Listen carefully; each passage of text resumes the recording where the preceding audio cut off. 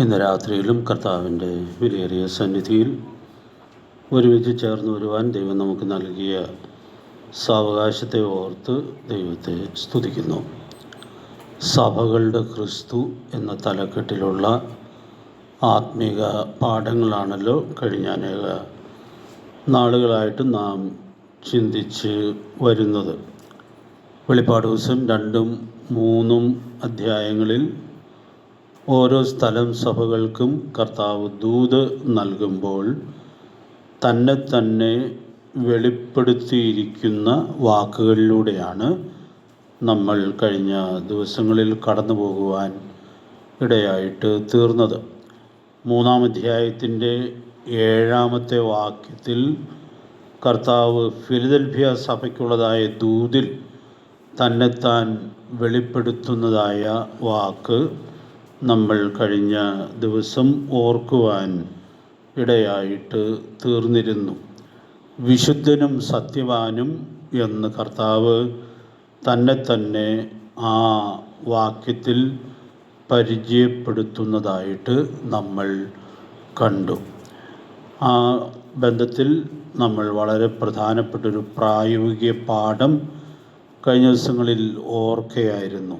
സകല സൽഗുണവും നീതിയും സത്യവും എന്തിൻ്റെ ഫലമാണ്? വെളിച്ചത്തിൻ്റെ ഫലമാണ്. അതുകൊണ്ട് കർത്താവിനെ അനുഗമിക്കുന്ന നമ്മിൽ വെളിച്ചത്തിൻ്റെ ഫലം കാണേണ്ടിയിരിക്കുന്നു എന്നുള്ളത് നമ്മൾ ചിന്തിക്കുകയായിരുന്നു. സകല സൽഗുണവും നമ്മിൽ ഉണ്ടാകണം എന്നുള്ളതാണ് സൽഗുണപൂർണനായ ദൈവം തൻ്റെ മക്കളെക്കുറിച്ച് ആഗ്രഹിക്കുന്നത്. ആ ബന്ധത്തിൽ നമ്മൾ ആ വാക്കുകളാണ് ചിന്തിച്ചുകൊണ്ടിരുന്നത്. പിന്നെ അതിൽ 2-ാമത്തെ വാക്കാണ് സകല സൽഗുണവും നീതിയും സത്യവും. അതിൽ നീതിയെക്കുറിച്ചാണ് ഞാൻ കഴിഞ്ഞ ക്ലാസ്സിൽ പറഞ്ഞുകൊണ്ടിരുന്നത്. അതങ്ങ് പറഞ്ഞ് പൂർത്തീകരിച്ചില്ലെന്നേ ഉള്ളൂ. മിക്കവാറും കാര്യങ്ങൾ നാം ഓർക്കുകയുണ്ടായി. കർത്താവിനെ രക്ഷകനും കർത്താവുമായിട്ട് സ്വീകരിക്കുമ്പോൾ നമുക്ക് ലഭിക്കുന്ന നീതി ഏറ്റവും ഉന്നതമായ നീതിയാണ്. കൂടെ നമ്മളത് ഓർക്കാറുണ്ട്. നീതിമാനായ കർത്താവിൻ്റെ നീതി നമ്മുടെ മേൽ കണക്കിടുകയാണ്. അതിനൊടുവിൽ ഞാൻ പറഞ്ഞ റെഫറൻസ് നിങ്ങളുടെ മനസ്സിൽ കാണുമായിരിക്കാം. 1 കൊരിന്ത്യർ 15-ാം അധ്യായത്തിൻ്റെ 34-ാമത്തെ വാക്യത്തിൽ അപ്പോസ്തലനായ പൗലോസ് ദൈവജനത്തെ പ്രബോധിപ്പിക്കുന്നത് നീതിക്ക് നിർമ്മതരായി ഉണരുവിൻ. അപ്പോൾ ആ ഉണർവ് നാം നിരന്തരം സൂക്ഷിക്കേണ്ടുന്നതാണ്. അല്ലെങ്കിൽ ഇങ്ങനെ പറയാം, ഈ ബോധ്യത്തോടു കൂടി നമുക്ക് ഓരോ ദിവസവും ജീവിക്കുവാനായിട്ട് സാധിക്കണം. അത് സാധിക്കണമെങ്കിൽ കർത്താവായ യേശുക്രിസ്തുവിനെ നമ്മൾ രക്ഷിതാവും കർത്താവുമായിട്ട് സ്വീകരിച്ചപ്പോൾ ലഭിച്ചതായ ആ നീതീകരണത്തെക്കുറിച്ചുള്ള വലിയ ഉൾക്കാഴ്ച നമുക്ക് എപ്പോഴും സൂക്ഷിക്കുവാനുള്ളതായ ഉത്തരവാദിത്വം ഉണ്ട്. അതുകൊണ്ട് ഒരു ദിവസത്തിൽ ഒരു പ്രാവശ്യമോ ദിവസത്തിൽ പലവട്ടമോ നീതിക്ക് നിർമ്മതരായി ഉണരുവാൻ നമുക്ക് സാധിക്കേണ്ടിയിരിക്കുന്നു. അപ്പോൾ അവിടെ നമ്മൾ ഓർത്തൊരു പ്രായോഗിക പാഠമുണ്ട്. നീതിക്ക് നിർമ്മതരായി ഉണരുന്നവർ പിന്നെ എങ്ങനെ ജീവിക്കും? പാപം ചെയ്യാതെ ജീവിക്കും. അപ്പോൾ അതുകൊണ്ട് ഈ വാക്യം നൽകുന്ന സന്ദേശം അതിൽ തന്നെ വളരെ പ്രധാനപ്പെട്ടതായ സന്ദേശമാണ്. ഈ അധ്യായത്തിൻ്റെ പശ്ചാത്തലത്തിലൊരു ദൂത് അതിനകത്തുണ്ട്. അത് നമ്മൾ പലപ്പോഴും ഓർക്കാറുള്ളതാണ്. പുനരുദ്ധാനം വിശ്വസിക്കുന്ന ആളുകൾ, ആ പ്രത്യാശയോട് ജീവിക്കുന്ന ആളുകൾ ഈ വാക്യം അന്വർത്ഥമാക്കും. എന്ന് പറഞ്ഞാൽ അവർ നീതിക്ക് നിർമ്മതരായി ഉണർന്ന് പാപം ചെയ്യാതെ ജീവിക്കും. പുനരുദ്ധാനത്തിൽ വിശ്വാസമില്ലാത്ത ആളുകൾ ആ കാലഘട്ടത്തിൽ യഹൂദന്മാരുടെ ഇടയിൽ ധാരാളം ഉണ്ടായിരുന്നു. അവരുടെ പേരോർക്കുണ്ടോ? സദൂക്യർ. അവർ പുനരുദ്ധാനത്തിൽ വിശ്വാസമില്ലാത്ത ആളുകളായിരുന്നു. അവരുടെ ഒരു ജീവിത ശൈലി 32-ാമത്തെ വാക്യത്തിൽ നമ്മൾ കാണുന്നുണ്ട്. ആരെങ്കിലും മനസ്സിലുണ്ടോ അത്? തിന്നുക കുടിക്കുക, നാളെ ചാകുമല്ലോ എന്ന് പറഞ്ഞാൽ പുനരുത്ഥാനം വിശ്വസിക്കാത്ത ആളുകൾ, പ്രത്യാശയില്ലാത്ത ആളുകളുടെ ജീവിതശൈലിയാണ് 32-ാമത്തെ വാക്യത്തിൽ കാണുന്നത്. നമ്മുടെ ആരുടെയും ജീവിതശൈലി അങ്ങനെ ആകാനായിട്ട് പാടില്ല.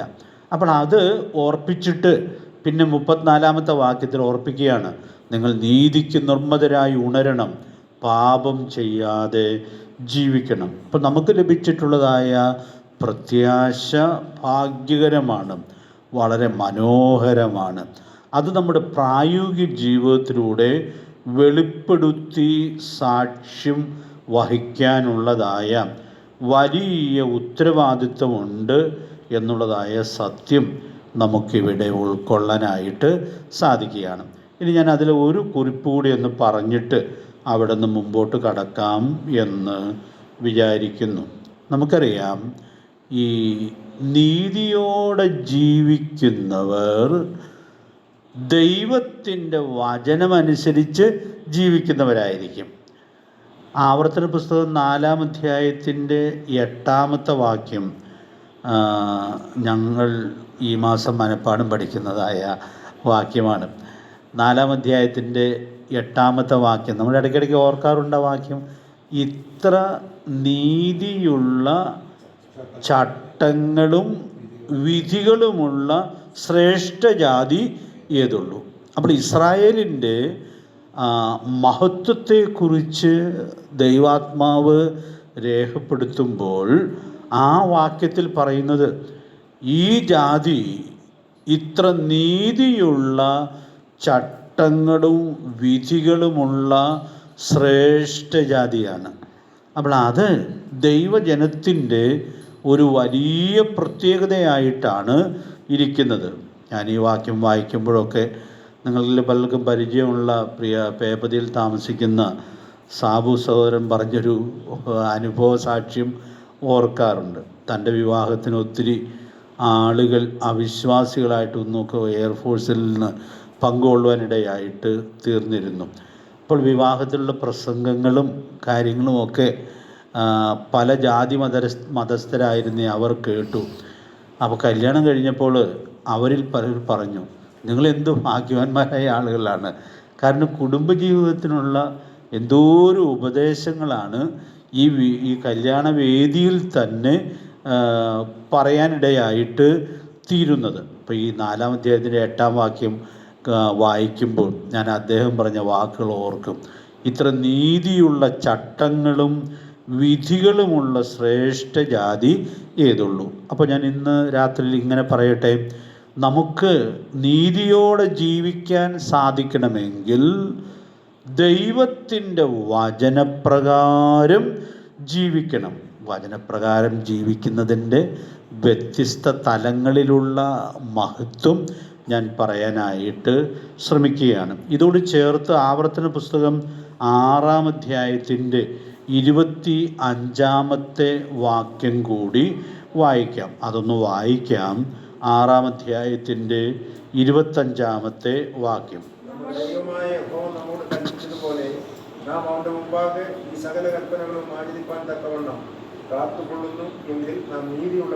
അപ്പോൾ അവിടെ പറയുന്നതായ കാര്യം, നാം നീതിയുള്ളവരായിരിക്കും എന്ത് ചെയ്യുമെങ്കിൽ യഹോവ നമ്മോട് കൽപ്പിച്ചതുപോലെ നാം അവൻ്റെ മുമ്പാകെ ഈ സകല കൽപ്പനകളും ആചരിപ്പാൻ തക്കവണ്ണം കാത്തുകൊള്ളുന്നുവെങ്കിൽ.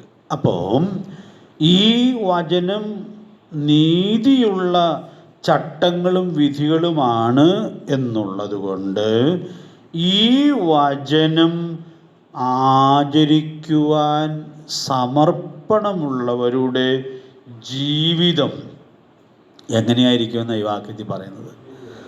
നീതിയുള്ളത് ആയിരിക്കും. അതുകൊണ്ട് പ്രിയപ്പെട്ടവർ, നമ്മൾ ഈ ഭാഗത്തൊക്കെ ചിന്തിക്കുന്നതിൻ്റെ കാതലായ കാര്യം, ദൈവത്തിൻ്റെ വചനം എത്ര മഹത്തരമാണ്. അതുകൊണ്ട് ആ വചനത്തിൻ്റെ വഴികളെ വിട്ട് ഇടത്തോട്ടോ വലത്തോട്ടോ മാറാതെ ഓരോ ദിവസവും ജീവിക്കുന്നു എന്നുള്ളത് സൂക്ഷ്മതയോടെ ഉറപ്പുവരുത്താം.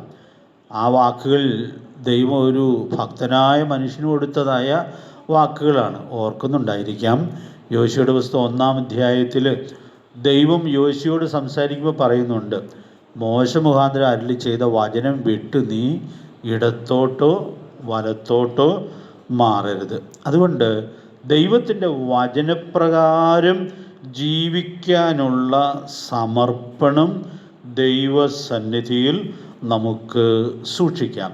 യോഹന്നാൻ അപ്പോസ്തലൻ ചോദിക്കുന്നൊരു ചോദ്യം, അതിൻ്റെ ഉത്തരം കൂടി പറഞ്ഞ് നമ്മൾ ആ ഭാഗത്ത് നിന്ന് മുമ്പോട്ട് പോകാം എന്ന് ആഗ്രഹിക്കുകയാണ്. 1 യോഹന്നാൻ 3-ാം അധ്യായത്തിൻ്റെ 7-ാമത്തെ വാക്യത്തിൽ ആരാണ് നീതിമാൻ എന്നുള്ള ചോദ്യത്തിൻ്റെ വളരെ കൃത്യമായൊരു ഉത്തരം നമുക്ക് ലഭിക്കുന്നുണ്ട്. 1 യോഹന്നാൻ 3-ാം അധ്യായത്തിൻ്റെ 7-ാമത്തെ വാക്യം.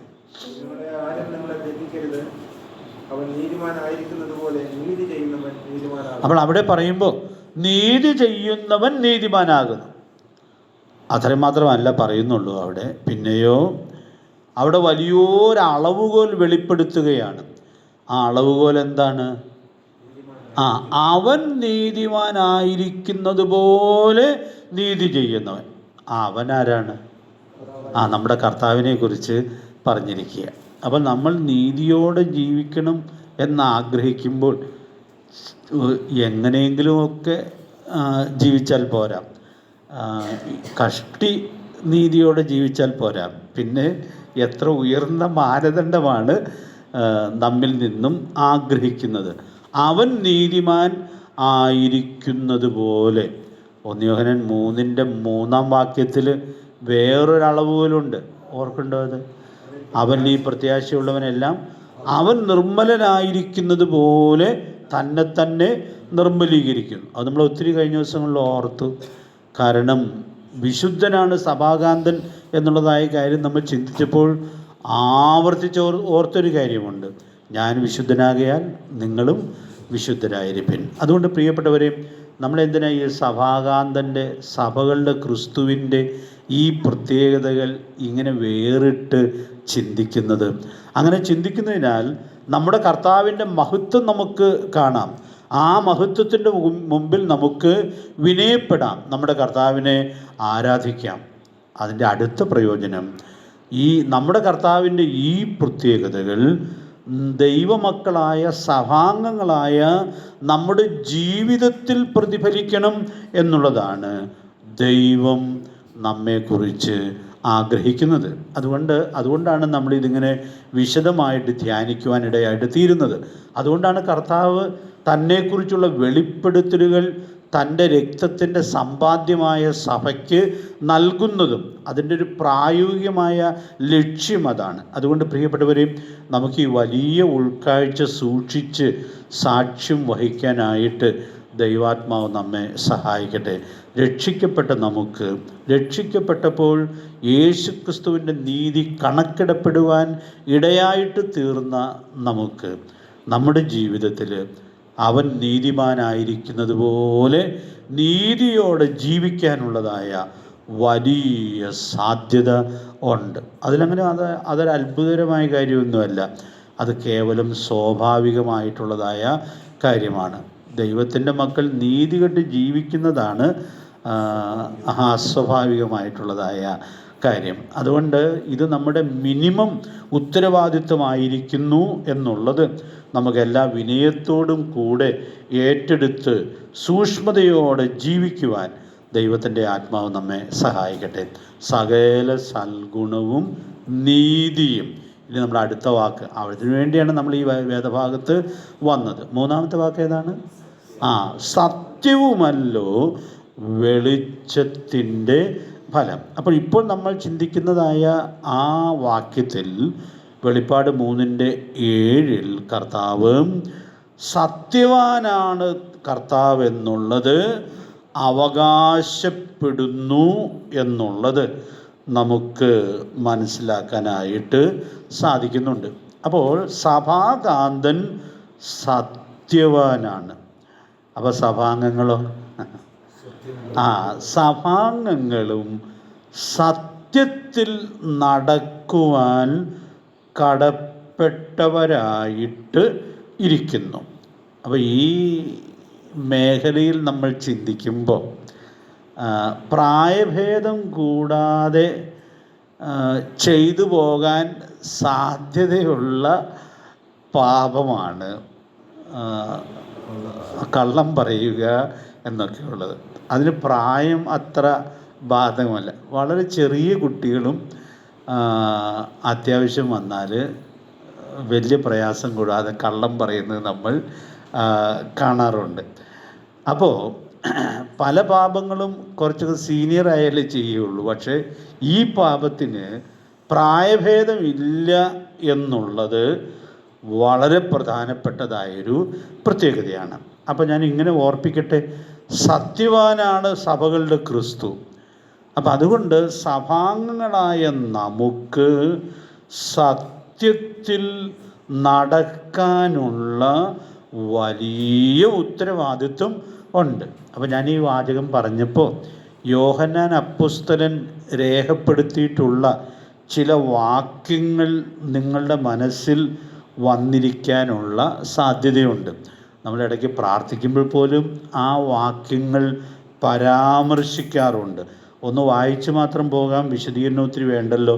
2 യോഹന്നാൻ 4-ാം അധ്യായത്തിൽ 4-ാമത്തെ വാക്യം, 2 യോഹന്നാൻ 4-ാമത്തെ വാക്യം. ഒന്ന് കൽപ്പന ലഭിച്ചതുപോലെ അവിടുത്തെ മക്കളിൽ ചിലർ സത്യത്തിൽ നടക്കുന്നത് ഞാൻ കണ്ടു, അത്യന്തം സന്തോഷിച്ചു. അപ്പോൾ അവിടെ സത്യത്തിൽ നടക്കുന്നത് ഞാൻ കണ്ട് അത്യന്തം സന്തോഷിച്ചു.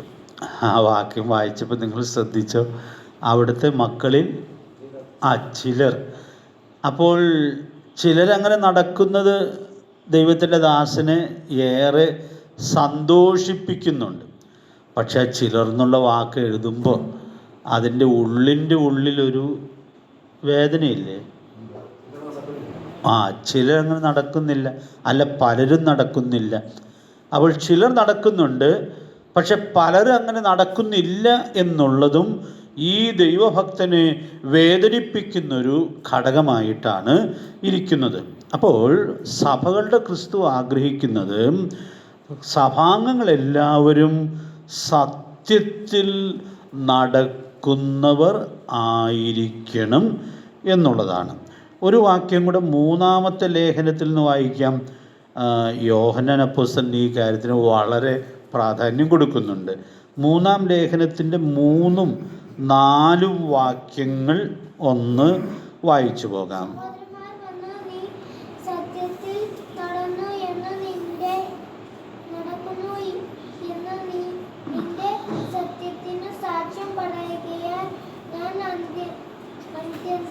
അത്യന്തം സന്തോഷിച്ചു. എൻ്റെ മക്കൾ സത്യത്തിൽ നടക്കുന്നു എന്ന് കേൾക്കുന്നതിനേക്കാൾ വലിയ സന്തോഷം എനിക്കില്ല. അപ്പോൾ അവിടെ അതിൽ യോഹന്നാൻ്റെ ആ ഹൃദയ നില വെളിപ്പെടുത്തുകയാണ്. സത്യത്തിൽ നടക്കുന്നു എന്ന് കേൾക്കുന്നതിനേക്കാൾ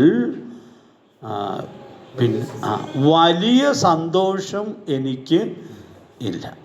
അപ്പോൾ യോഹന്നാൻ്റെ ഏറ്റവും വലിയ സന്തോഷം ഈ സഭാംഗങ്ങൾ സത്യത്തിൽ നടക്കുന്നു എന്നുള്ളത് ആണ്. അതുകൊണ്ട് അത് നമുക്കൊരു സ്വയപരിശോധനയ്ക്ക് ഉതകാവുന്നതായൊരു വാക്യമാണ്. നമുക്കുടെ ഏറ്റവും വലിയ സന്തോഷം എന്താണ്? സന്തോഷത്തിൻ്റെ സ്വാഭാവികമായ കാരണങ്ങളുമൊക്കെ നമ്മൾ സാധാരണ ചിന്തിക്കാറില്ല. എൻ്റെ ഉദാഹരണങ്ങൾ ഞാൻ പറയുന്നത് അതിൻ്റെ ആ മഹത്വം ചോർത്തിക്കളയുമോ എന്ന് ഞാൻ ആശങ്കപ്പെടുകയാണ്. അപ്പം അതുകൊണ്ട് അങ്ങനെ ഉദാഹരണങ്ങൾ പറയുന്നില്ല. നമ്മുടെ ഏറ്റവും വലിയ സന്തോഷം എന്തായിരിക്കണം? മക്കൾ സത്യത്തിൽ നടക്കുന്നു എന്നുള്ളത് ആയിരിക്കട്ടെ. അങ്ങനെയാണോ എന്നുള്ളതായ കാര്യം വളരെ സൂക്ഷ്മതയോടെ വിലയിരുത്താം. ദൈവാത്മാവ് നമ്മെ സഹായിക്കട്ടെ. അപ്പോൾ കർത്താവിനിത് എത്രയോ സന്തോഷകരമായ കാര്യമായിട്ട് ഇരിക്കുന്നു. നമുക്കറിയാം ഒരു സഭയിലുള്ള ആളുകൾ അവർ അവരിൽ ചിലരെക്കുറിച്ചൊക്കെ സത്യം മാത്രമേ പറയുകയുള്ളൂ എന്നും സത്യത്തിലാണ് നടക്കുന്നത് എന്നുമുള്ളതായ ആ ബോധ്യം ഒരുപക്ഷെ ആ സഭയിൽ ശുശ്രൂഷിക്കുന്ന ആളുകളെ എത്രയോ അധികം സന്തോഷിപ്പിക്കുവാൻ ഇടയായിട്ട് തീരും. ഈ മൂല്യം സഭാംഗങ്ങളിൽ ചോർന്നു പോകുമ്പോൾ അതേറെ വേദനിപ്പിക്കുന്നതിനും കാരണമായിട്ട് തീരാം. അപ്പോൾ ഈ ബന്ധത്തിലുള്ള അനേക വാക്യങ്ങൾ നമുക്ക് ദൈവവചനത്തിൽ ഉൾക്കൊള്ളാനായിട്ട് സാധിക്കുന്നുണ്ട്. ഞാൻ വളരെ പരിചയമുള്ള വേറൊരു വേദഭാഗം കൂടി ഒന്ന് പരാമർശിച്ച് പോവുകയാണ്. മിക്കവാറും പേർക്ക് 15-ാം സങ്കീർത്തനം മനപ്പാഠം അറിയാമായിരിക്കും എന്ന് ഞാൻ കരുതുകയാണ്. അപ്പോൾ അവിടെ ഈ സത്യം, പ്രത്യേകിച്ച് സംസാരത്തിലുള്ള സത്യം എന്നുള്ളത് ആവർത്തിക്കപ്പെടുന്നതായി നമ്മൾ കാണുന്നുണ്ട്. നല്ല പരിചയമുള്ള വേദഭാഗമാകൊണ്ട് ഞാൻ ആ വാക്യത്തിൻ്റെ നമ്പറും അവിടെ പറഞ്ഞിരിക്കുന്നതായ വാക്കുകളും എടുത്തു പറഞ്ഞ് പോകാം. 2-ാമത്തെ വാക്യത്തിൽ നാം വായിക്കുന്നത് ഹൃദയപൂർവം സത്യം സംസാരിക്കുന്നവൻ. അതിനകത്തൊക്കെ നല്ല ദൂതുണ്ട്. സത്യം വായിൽ മാത്രം ഉണ്ടായിരുന്നാൽ പോരാ, പിന്നെയോ ഹൃദയപൂർവം സത്യം സംസാരിക്കുന്നവൻ. നമുക്കറിയാം 15-ാം സങ്കീർത്തനം തുടങ്ങുന്നത് യഹോവയുടെ കൂടാരത്തിൽ ആർ പാർക്കും, അവൻ്റെ വിശുദ്ധ മന്ദിരത്തിൽ ആരാണ് വസിക്കുന്നത്. അപ്പോൾ അവരുടെ ചില പ്രത്യേകതകൾ പറഞ്ഞു വരുമ്പോൾ അവരുടെ സംസാരം എങ്ങനെയായിരിക്കും എന്നുള്ളത് നാം ഇവിടെ കാണുകയാണ്. ഒരു മറുവശം ഉണ്ടല്ലോ, ഹൃദയപൂർവ്വം സത്യം സംസാരിക്കാത്തവർക്ക് എവിടെ പാർക്കാൻ പറ്റുകയില്ല? യഹോവയുടെ കൂടാരത്തിൽ പാർക്കാനായിട്ട് സാധിക്കുകയില്ല. അപ്പോൾ അങ്ങനെ സാധിക്കുകയില്ല എന്നുള്ളത് നമ്മൾ അധികവും ചിന്തിക്കാറില്ല. അപ്പോൾ നാം ഈ മൂല്യം സൂക്ഷിക്കുക എന്ന് പറയുന്നത് എത്രയോ പ്രധാനപ്പെട്ടതായ കാര്യമാണ്. നമ്മുടെ ഒരവയവം ശരിയായി സൂക്ഷിക്കുന്ന കാര്യമാണ് അവിടെ പറയുന്നത്. അവയവങ്ങൾ പലതും ശരിയായി സൂക്ഷിക്കുന്ന കാര്യം നമ്മൾ ചിന്തിക്കുന്നൊരു വാക്യമുണ്ടല്ലോ, യെശയ്യാപ്രവചനം 33-ാം അധ്യായത്തിൻ്റെ 15-ാമത്തെ വാക്യം. നമുക്ക് ആ വാക്യം അറിയാം.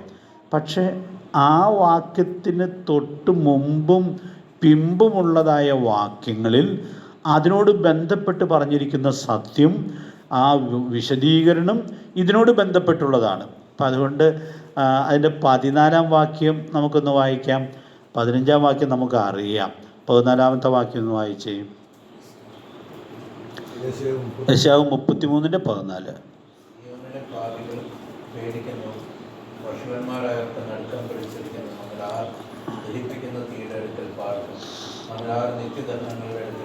അപ്പോൾ അവിടെ 2 ചോദ്യങ്ങളുണ്ട്. നമ്മിലാർ ദഹിപ്പിക്കുന്ന തീയുടെ അടുക്കൽ പാർക്കും, നിത്യദഹനങ്ങളുടെ അടുക്കൽ പാർക്കും. അതാരെക്കുറിച്ച് പറഞ്ഞിരിക്കുന്നതാണ്? ദഹിപ്പിക്കുന്ന തീ, ദൈവത്തെക്കുറിച്ച് പറഞ്ഞിരിക്കുകയാണ്. അപ്പോൾ നമ്മിൽ ആരാ അവിടെ പാർക്കുന്നത്? എന്നിട്ട് അതിൻ്റെ ഉത്തരമാണ് 15-ാമത്തെ വാക്യം. നീതിയായി നടന്ന നേർ പറയുകയും പീഡനത്താലുള്ള ആദായം വെറുക്കുകയും കൈക്കൂലി വാങ്ങാതെ കൈ കുടഞ്ഞു കളയുകയും രക്തപാതകത്തെക്കുറിച്ച് കേൾക്കാതെ വണ്ണം ചെവി പൊത്തുകയും ദോഷത്തെ കണ്ട് രസിക്കാതെ വണ്ണം കണ്ണടച്ചു കളയുകയും ചെയ്യുന്നവൻ. ഇനി 16-ാം വാക്യം ഒന്ന് വായിച്ച്.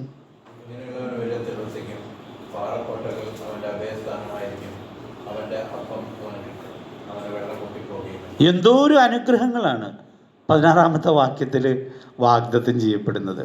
അപ്പോൾ തങ്ങളുടെ അവയവങ്ങളെ വിശുദ്ധിയോടെ സൂക്ഷിച്ച് ജീവിക്കുന്ന ആളുകൾ അവർ ദൈവത്തോട് കൂടെ പാർക്കുന്നവരായിരിക്കും.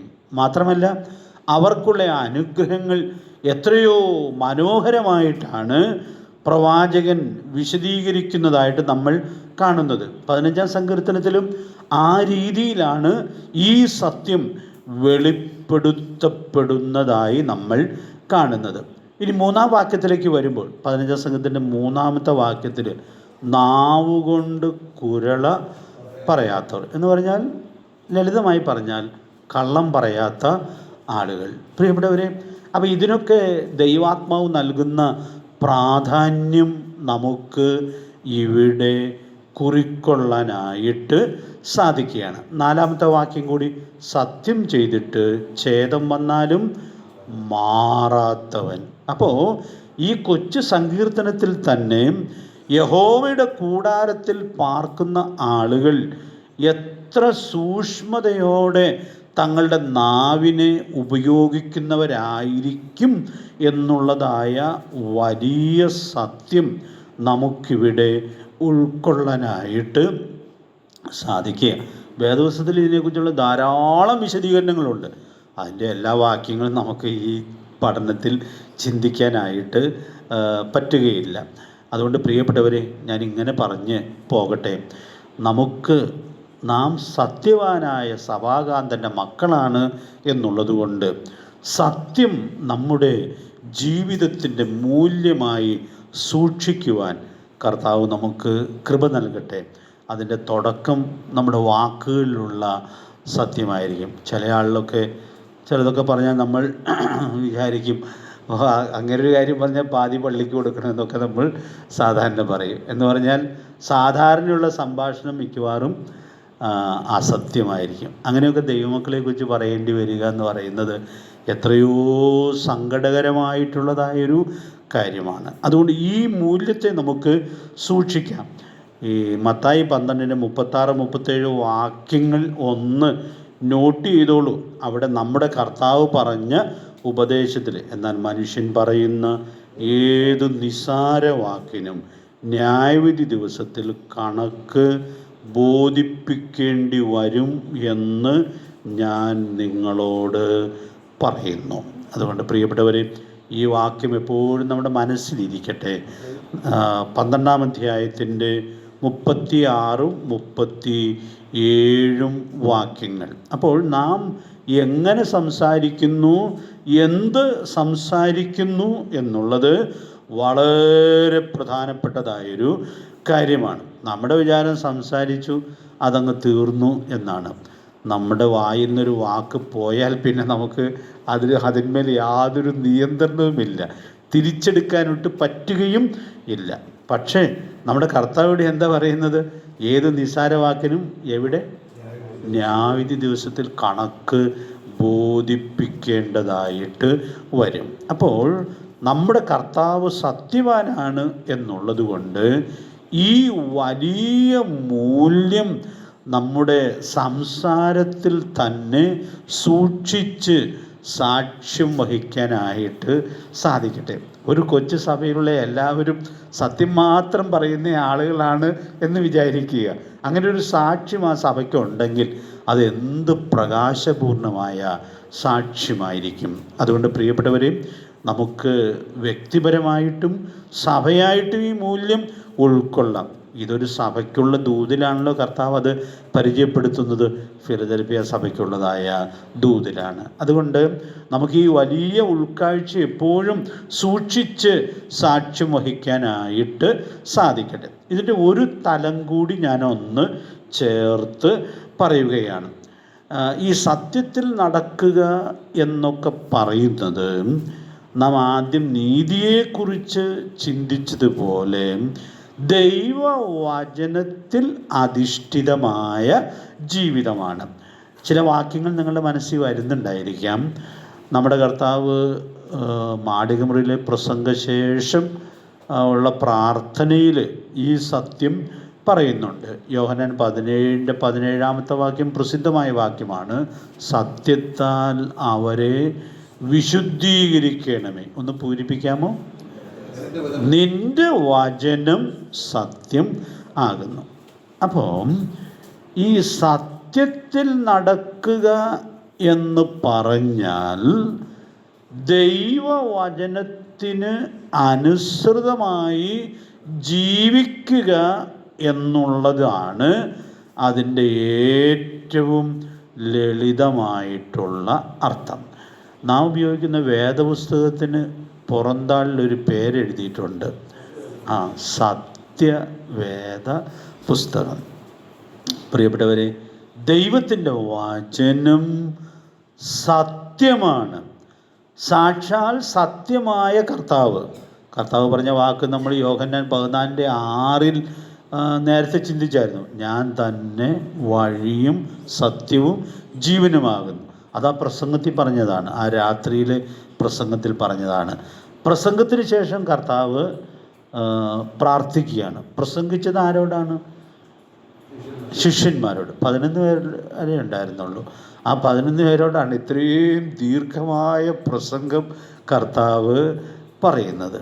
അപ്പോൾ ആ പ്രസംഗം കഴിഞ്ഞ് അവർക്ക് വേണ്ടി പ്രാർത്ഥിക്കുകയാണ്. 17-ാം അധ്യായത്തിലെ പ്രാർത്ഥന തൻ്റെ ശിഷ്യന്മാർക്ക് വേണ്ടിയുള്ള പ്രാർത്ഥനയാണ്. പിന്നെ ശിഷ്യന്മാരുടെ വചനം കേട്ട് പിൽക്കാലത്ത് വിശ്വസിക്കാനുള്ളവർക്കും വേണ്ടിയുള്ള പ്രാർത്ഥനയാകൊണ്ട് നമുക്കും വേണ്ടിയുള്ളതായ പ്രാർത്ഥനയാണിത്. അപ്പോൾ ആ പ്രാർത്ഥനയിലാണ് നിൻ്റെ വചനം സത്യമാകുന്നു എന്നുള്ളതായ കാര്യം കർത്താവ് വ്യക്തമാക്കുന്നത്. ഇത് വേദോസിൽ എന്തോരം വാക്യങ്ങളിലാണ് പറഞ്ഞിട്ടുള്ളത്. ഞാനിന്ന് പകൽ അതിൽ ചില വാക്യങ്ങൾ ഒന്ന് പെറുക്കിയെടുക്കാനും നോക്കാനും ഇടയായിട്ട് തീർന്നു. അതുകൊണ്ട് അതിൽ വളരെ ചുരുക്കം വാക്യങ്ങളെ ഞാൻ പറയുന്നുള്ളൂ. ഇനിയും നിങ്ങൾ വേദപുസ്തകം വായിക്കുമ്പോൾ ഈ സത്യം ആവർത്തിക്കപ്പെട്ടിരിക്കുന്ന അനേക വാക്യങ്ങൾ കാണാനായിട്ട് സാധിക്കും. ശമൂവേലിൻ്റെ പുസ്തകം 7-ാം അധ്യായത്തിൽ 2 ശമൂവേൽ 7-ാം അധ്യായത്തിൻ്റെ 28-ാമത്തെ വാക്യത്തിൽ ഈ വാക്ക് ദാവീദ് പറയുന്നതായിട്ട് നമ്മൾ അവിടെ വായിക്കുന്നുണ്ട്. ഒന്ന് വായിച്ച് നമുക്ക് ഈ ക്ലാസ് അവസാനിപ്പിക്കേണ്ടിയിരിക്കുന്നു. 7-ാം അധ്യായത്തിൻ്റെ 28-ാമത്തെ വാക്യം.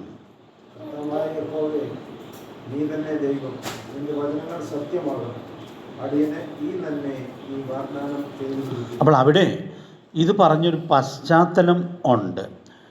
ദാവീദ് ദൈവാലയം പണിയണമെന്നുള്ളതായ ആഗ്രഹത്തിലും തീരുമാനത്തിലുമൊക്കെ എത്തി. ദൈവത്തോട് ചോദിക്കാതെ എത്തി. അപ്പോൾ പ്രവാചകൻ വന്ന് ദാവീദിൻ്റെ അങ്ങ് പൂർവ്വകാലം മുതലെയുള്ള കാര്യങ്ങളുമൊക്കെ ഓർപ്പിച്ചു. രാജാവിനോടാണ് സംസാരിക്കുന്നതെന്ന് നമുക്ക് തോന്നില്ല. നീ ആടുകളെ മേച്ചുകൊണ്ട് നടന്നപ്പോൾ എന്നൊക്കെ പറഞ്ഞാണ് പ്രവാചകൻ ദാവീദിനോട് സംസാരിക്കുന്നത്. ദാവീദായതുകൊണ്ട് കുഴപ്പമില്ല. കാരണം ദാവീദിനോട് പ്രവാചകൻ അങ്ങനെ സംസാരിക്കാനുള്ള സ്വാതന്ത്ര്യം ഉണ്ട്. എല്ലാ രാജാക്കന്മാരോടും അങ്ങനെ സംസാരിക്കാനായിട്ട് പറ്റിയെന്ന് വരികയില്ല. പക്ഷെ ദാവീദ് ഈ വാക്കുകളുടെ മുമ്പിൽ ദൈവസന്നിധിയിൽ ചെന്നു ഏറ്റവും വിനയപ്പെടുന്നു.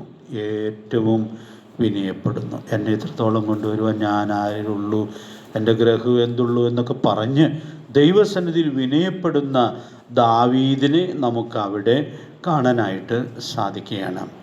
പിന്നെ ദാവീദ് അഭിമാനിക്കുന്നത് അതാണ് 28-ാമത്തെ വാക്യത്തിൽ നാം കാണുന്നത്. കർത്താവായ യഹോവേ, നീ തന്നെ ദൈവം, നിൻ്റെ വചനങ്ങൾ സത്യമാകുന്നു. എന്തിനകത്ത് പറഞ്ഞതെന്നറിയാമോ? ദാവീദിന് ദൈവം ചില വാഗ്ദത്തങ്ങൾ കൊടുത്തിട്ടുണ്ട്. അപ്പോൾ അവിടെ ആ വാക്ക് അടുത്ത് നാം വായിക്കുന്നുണ്ട്, നീ നന്മയെ വാഗ്ദാനം ചെയ്തുമിരിക്കുന്നു. അപ്പോൾ തനിക്ക് നൽകിയിട്ടുള്ള ചില ദൈവിക വാഗ്ദത്തങ്ങൾ ഉണ്ട്. അപ്പോൾ അവിടെ ദാവീദ് പറയുകയാണ്, ഈ വചനം സത്യമാകുന്നു എന്ന് പറഞ്ഞാൽ ഈ വാഗ്ദാനങ്ങൾ എന്താണ്? അത് സത്യമാണ്. നിശ്ചയമായിട്ടും അത് നിവർത്തിക്കപ്പെടും. ഞാൻ ഇന്ന് രാത്രി ഇങ്ങനെ അവസാനിപ്പിക്കട്ടെ. നമുക്ക് ദൈവത്തിൽ എന്തോരം വാഗ്ദത്തങ്ങളുണ്ട്. ഓരോ ദിവസത്തേക്കും പുതിയ പുതിയ വാഗ്ദത്തങ്ങൾ നമുക്ക് ഉണ്ട്. പ്രിയപ്പെട്ടവരെ, ആ വാഗ്ദത്തങ്ങൾ അവകാശമാക്കാൻ കഴിയുന്നത് അത് സത്യമാണെന്ന് വിശ്വസിക്കുന്ന ആളുകൾക്കാണ്. അതൊക്കെ വാഗ്ദത്തങ്ങളൊക്കെ ഉണ്ടെങ്കിലും അതൊന്നും പ്രായോഗികമാകുമെന്നൊന്നും പറയില്ലെങ്കിലും അത് വിശ്വസിക്കാത്ത ധാരാളം വിശ്വാസികൾ ഉണ്ട്. അതുകൊണ്ട് വാഗ്ദത്തം അതുപോലെ ഇരിക്കും, അവർക്കതൊരിക്കലും പ്രയോജനപ്പെടുകയില്ല. എബ്രായ ലേഖനത്തിൽ ദൈവാത്മാവ് രേഖപ്പെടുന്നുണ്ടല്ലോ, വാഗ്ദത്തം ചെയ്തവൻ വിശ്വസ്തനാണ്. നമ്മൾ അതിനോട് ചേർത്ത് ഇതിങ്ങനെ ഓർക്കുകയാണ്, വാഗ്ദത്തം ചെയ്തവൻ സത്യവാനാണ്. വാഗ്ദത്തങ്ങളിൽ യാതൊരു വ്യത്യാസവും ഉണ്ടാവുകയില്ല. അതുകൊണ്ട് ദൈവത്തിൻ്റെ വചനം സത്യമാകുന്നു എന്നുള്ളതായ ആ വലിയ വിശ്വാസത്തിൽ ഉറയ്ക്കുവാൻ ദൈവാത്മാവ് നമ്മെ സഹായിക്കട്ടെ. ഞാനൊരു ഗ്രഹപാഠം പറഞ്ഞ് നിങ്ങൾ ചെയ്യൂ. 119 സങ്കീർത്തനത്തിൽ വചനം സത്യമാകുന്നു എന്ന് പറയുന്ന പല വാക്യങ്ങൾ ഉണ്ട്. അടുത്ത ക്ലാസ്സിൽ വരുമ്പോൾ അതൊന്ന് നോട്ട് ചെയ്തുകൊണ്ട് വരികയാണെങ്കിൽ നന്നായിരിക്കും. ദൈവത്തിൻ്റെ വചനം സത്യമാണെന്ന് ആ സങ്കീർത്തനത്തിൽ ദൈവാത്മാവ് ആവർത്തിക്കുകയാണ്. ഇത് ആവർത്തിക്കേണ്ട ആവശ്യമില്ല. ഒരു സ്ഥലത്ത് പറഞ്ഞാൽ നമുക്ക് ധാരാളം മതി. പക്ഷെ ചില കാര്യങ്ങൾ ആവർത്തിച്ചിട്ടുള്ളത് നമുക്ക് കൂടുതൽ മുറുകെ പിടിക്കത്തക്കവണ്ണം പ്രചോദനമായിട്ട് തീരേണ്ടുന്നതാണ്. ദൈവാത്മാവ് നമ്മെ സഹായിക്കട്ടെ. നമ്മുടെ കർത്താവ് സത്യവാനാണ്. വെളിപ്പെടുത്തപ്പെട്ട വചനം സത്യമാണ്. ആ വചനം പ്രമാണിച്ച് ജീവിക്കുമ്പോൾ സത്യത്തിൽ ഈ ലോകത്തിൽ നടക്കാൻ നമുക്ക് കഴിയും എന്നുള്ള അതിമനോഹരമായ യാഥാർത്ഥ്യം നമുക്കിവിടെ ഉൾക്കൊള്ളാനായിട്ട് സാധിക്കുന്നു. അപ്പോൾ അതുകൊണ്ട് ആവർത്തനം 4:8 എത്രയോ മനോഹരമാണ്. ഇത്ര നീതിയുള്ള ചട്ടങ്ങളും വിധികളുമുള്ള ശ്രേഷ്ഠ ജാതി ഏതുള്ളൂ. നാം ഈ ലോകത്തിൽ ശ്രേഷ്ഠ ജാതിയാണെന്നുള്ളതായ ആ തിരിച്ചറിവോടും നന്ദിയോടും കൂടെ ഓരോ ദിവസവും ജീവിക്കുവാൻ ദൈവാത്മാവ് നമുക്ക് കൃപ നൽകട്ടെ. കർത്താവിൻ്റെ വിലയേറിയ നാമം വാഴ്ത്തപ്പെടുമാറാകട്ടെ.